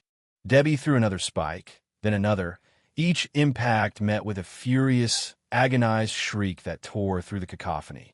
Elena seized the moment, pouring a thick circle of rock salt on the floor directly in front of the bricked-up ash pit. Sarah, realizing their intent, joined her, using the crowbar to wedge fallen beams and heavy debris against the brickwork, trying to reinforce the clumsy seal. "No, cannot be silenced. I hear them. The whispers. They must be stopped." Finnerty's voice raged, but it sounded thinner now, tinged with a desperate, panicked edge. Was he referring to the children's whispers he hated, or the whispers of his own guilt? or something else entirely. They worked frantically, piling debris, throwing the last of the iron spikes, reinforcing the salt circle, driven by sheer terror and adrenaline. The lights steadied. The falling objects ceased. The deafening roar subsided, replaced by frantic, fading whispers, angry and impotent, seeming to recede behind the brick wall. Finally, silence. Not Havenwood's usual quiet, but a deep, profound stillness within the mill. The oppressive weight lifted. The intense cold dissipated, leaving only the normal damp chill of the abandoned building. Panting, sweating despite the cold, covered in dust and grime, Sarah, Elena, and Debbie leaned against the furnace, staring at the barricaded ash pit. The embedded iron spikes glinting dully in their steady flashlight beams. They had done it. They hadn't destroyed him, perhaps, but they had contained him, reinforced his prison, thrown his rage back on itself, silenced the loud man, at least for now. Exhaustion hit them like a physical wave. Sarah's arms ached from wielding the crowbar. Elena had a bleeding scrape on her cheek from falling debris. Debbie was shaking uncontrollably. We need to get out of here," Sarah gasped, her voice hoarse. Nodding mutely, they helped each other up, casting fearful glances back at the barricaded wall. Turning their backs on the furnace room, they began the long, nerve-wracking walk back through the silent, debris-strewn corridors, towards the faint hope of Havenwood's dawn filtering through the mill's grimy upper windows. The immediate threat felt contained, but the mill itself still felt profoundly tainted, violated, holding its breath. They had faced the darkness at Havenwood's heart and survived. But the final hush that settled over the mill felt less like peace and more like a temporary truce in a war far from over. Emerging from the foul darkness of the mill into the pale, watery light of pre-dawn felt like surfacing from a deep, suffocating dive. The air outside, cool and damp with impending rain, tasted impossibly fresh, clean. Sarah, Elena, and Debbie leaned against the cold stone exterior, gulping it down, their bodies trembling with adrenaline crash and bone-deep exhaustion. The ordeal inside, the oppressive presence, the chaotic assault, the terrifying confrontation, felt both hyper-real and dreamlike, a nightmare they had somehow clawed their way out of. They looked at each other, faces streaked with grime and sweat, eyes wide with shared trauma and disbelief. They had faced the source, the entity they believed to be Josiah Finnerty, and they had, for now, contained him, silenced him. Wordlessly, they helped each other push the rusted access door mostly shut, wedging a loose rock against it, a flimsy barrier against the horrors within, but enough to deter casual entry. They didn't speak as they retraced their steps through the overgrown path, back towards the sleeping town, moving like automatons. The rising sun cast long, distorted shadows, and every rustle of leaves, every distant dog bark, made them jump. The silence from the mill felt vast, echoing, but profoundly fragile. Sarah reached her house just as the first hints of true daylight painted the sky gray. She found Leo asleep in his bed, no longer chanting, no longer rigid with tension, but curled up peacefully, his breathing even, his face relaxed for the first time in weeks. Relief washed over her, so potent it almost brought her to her knees. She gently brushed the hair from his forehead, her hand lingering. Whatever they had done, it seemed to have severed the immediate connection, freeing him, at least temporarily, from the entity's grip. Later that morning, news spread through Havenwood like a slow-moving current. Not about the mill, but about the Harvest Festival stage. A town maintenance crew, doing a final safety check before the festivities began, had discovered several crucial support bolts beneath the main platform were severely loosened, almost completely unscrewed. Furthermore, one of the thick main ropes supporting the backdrop frame showed signs of deliberate, near-complete sawing hidden cleverly behind the festive bunting. It wasn't wear and tear, it was sabotage. Ropes fray, wood cracks. The Whisper's prediction had been literal, but its fulfillment had been planned through human, or perhaps supernaturally influenced. Intervention. Intervention that had apparently been thwarted or abandoned sometime during the night. Theories flew: disgruntled teenagers, vandals, maybe even someone with a grudge against the festival organizers. Sheriff Brody, arriving on the scene, listened grimly, his gaze sharp. He noted the timing. The sabotage must have occurred overnight, the same night Sarah Jenkins had pleaded with him about imminent danger. The same night he'd felt an undeniable wrongness emanating from the direction of the old mill. He ordered the stage cordoned off, the main events relocated to safer ground. The Harvest Festival proceeded, but under a cloud of unease, the near disaster casting a long shadow over the forced merriment. Brody sought out Sarah later that day amidst the subdued festival crowd. He found her sitting on a bench, watching Leo play tag with Maya Diaz and a few other children, laughing, running, looking blessedly normal. The anxious, haunted look that had plagued them for weeks seemed to have lifted, replaced by simple childhood exuberance. Even Tommy Miller's dog, Rusty, brought along on a leash by a visibly relieved Debbie, was sniffing around happily, his breathing clear, his tail wagging. Brody sat down beside Sarah. "Stage sabotage," he said quietly, his voice carefully neutral. "Found early this morning. Bolts loosened, ropes on almost through. Could have been catastrophic." Sarah met his gaze, her expression unreadable. "Lucky they found it," she replied, her voice equally steady. Brody paused, studying her face, noting the deep exhaustion beneath her composure, the faint scratch on her cheek. "Indeed," he said slowly. "Seems like whatever malicious intent was focused on that stage dissipated sometime last night." He didn't ask where she had been. He didn't ask how the sabotage might have been interrupted or why the palpable sense of dread that had permeated the town seemed significantly lessened today. He didn't need to. He saw the answer in the quiet resilience in her eyes, in the carefree laughter of the children nearby. He had followed procedure, sought warrants, adhered to logic. She, Elena, and Debbie had apparently bypassed all of that and faced the darkness head-on. And somehow, against all odds, they seemed to have won, at least this battle. "Glad the kids are feeling better," he added gruffly, standing up. "Let me know if anything changes." He walked away, leaving Sarah with the weight of their shared, unspoken knowledge. Life in Havenwood gradually settled back into its familiar rhythms, but the surface calm felt different now, thinner. The terror of the whispers faded from the children's immediate consciousness, replaced by the mundane concerns of school and play, though shadows sometimes lingered in their eyes, hinting at memories they couldn't quite grasp but instinctively feared. Sarah, Elena, and Debbie remained bound by their shared ordeal, checking in with each other frequently, watchful, wary. They never spoke openly about what happened that night in the mill, not even to their husbands or Sheriff Brody, the experience too raw, too unbelievable to articulate fully. The official explanation for the stage incident remained vandalism. The mill continued its silent decay on the edge of town, the rusted furnace door wedged shut, its secrets contained once more behind failing brick and rusted iron. Was it truly Finnerty's rage they had confronted? A vengeful spirit anchored by cruelty and hatred? Or was Finnerty himself just another victim, another conduit for something older, darker, embedded in the very foundation of the mill, feeding on generations of misery? Had they truly silenced the source, or merely forced it into dormancy, waiting for the seals to weaken?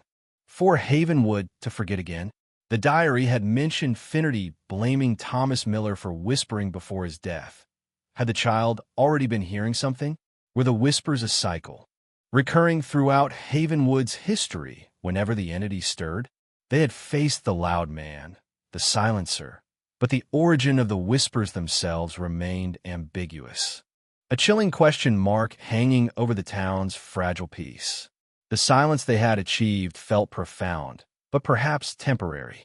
The autumn leaves finished falling in Havenwood, giving way to the stark branches and long nights of winter. Snow blanketed the town, muffling sounds, softening the edges of the landscape.